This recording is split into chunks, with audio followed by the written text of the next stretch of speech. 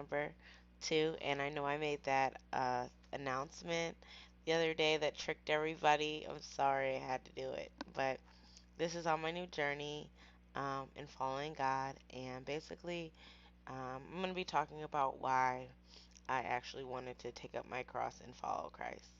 Um, when you look at how America is ran, we have your American dream. You have people who, we have all different sorts of people.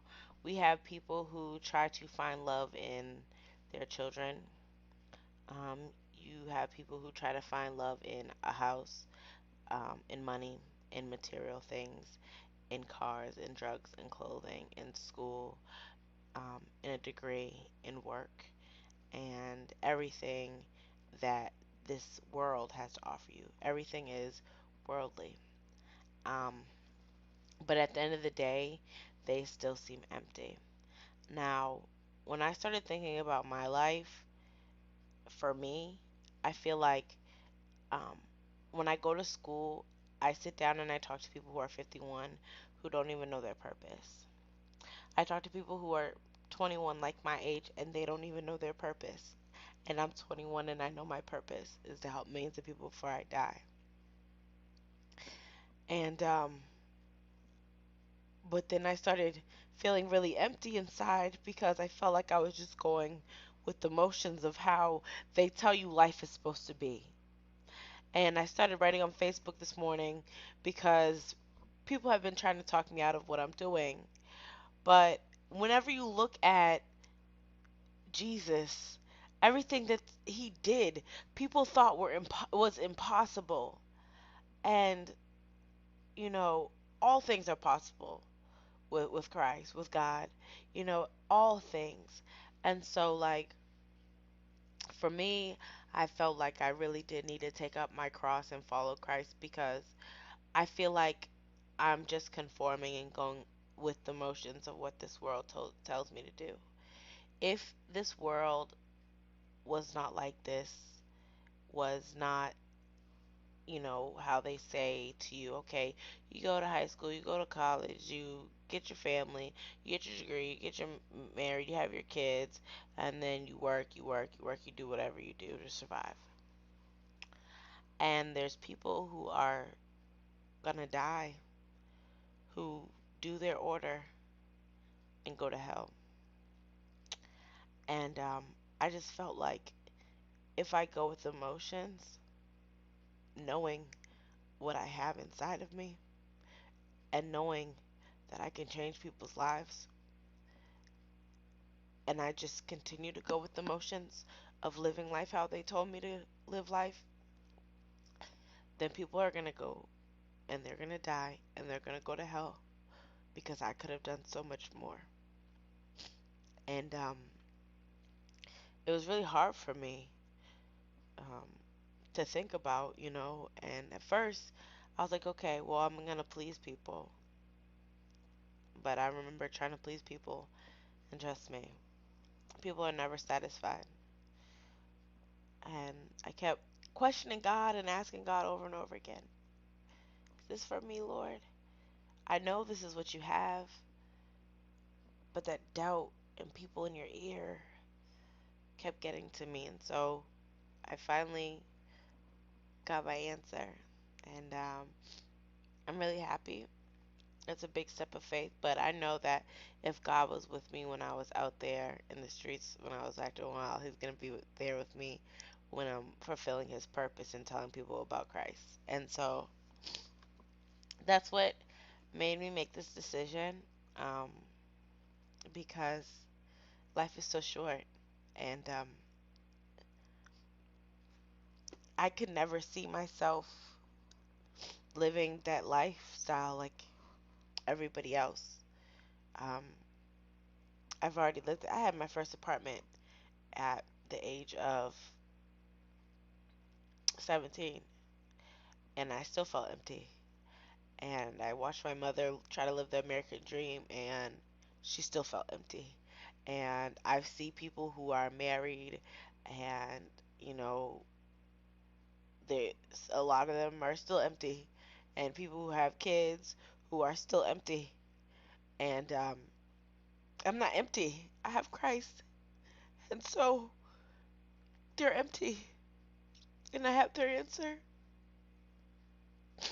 So I'm following Jesus to give them what they need because I couldn't see myself getting a house. It's not going to fill me up. And just going to work, coming home, knowing I have the answer and I can give it to them. That's selfish. I want to sacrifice my whole life to Christ. Jesus, when he was here on this earth, he literally, like, gave up his whole life. Like, he traveled all around everywhere and he healed people and he changed people's lives and he made a difference.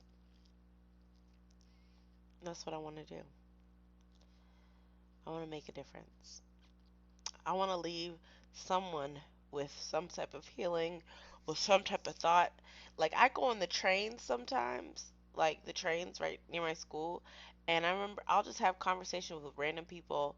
And I remember one day I was riding the train and there was this boy, and he's like, he's talking about how he was in college and he wanted to get an apartment, and he said he wanted to work. I said, right now you have everything you need. Enjoy your life right now. You want to get your apartment, you want to rush everything. I said, you're going to be working so hard. I said, I went to high school and I had my own apartment and I worked every day. Couldn't even enjoy my apartment because it was high school, work, go to my home and my apartment. That's it. Enjoy your time in college while you still can. I said, you still have time, you know? And when I got off the train, he was like, thank you for that. Thank you. You know? I never saw him ever again. But just a few words can change someone's whole life around. And I do this every day. And I love it. I love it. What makes my world go round. Just seeing someone happy, giving someone advice, changing someone's life.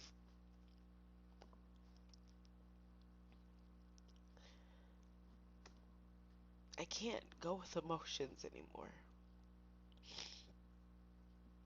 It's not within me. I've read up on the missionaries and they just said they have this deep, intense craving for God, and they just felt like there was something pulling them and calling them away. They just couldn't stay where they were at. They needed to go serve, help people. Here I am, Lord, send me. Here I am. Here I am, Lord. All right, but yeah, this is my blog number 2. Um, I told you guys last time I was keeping a journal. Here's my journal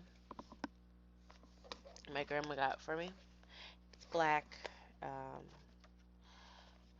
I've written some stuff so far in it, even though I haven't started my journey completely. But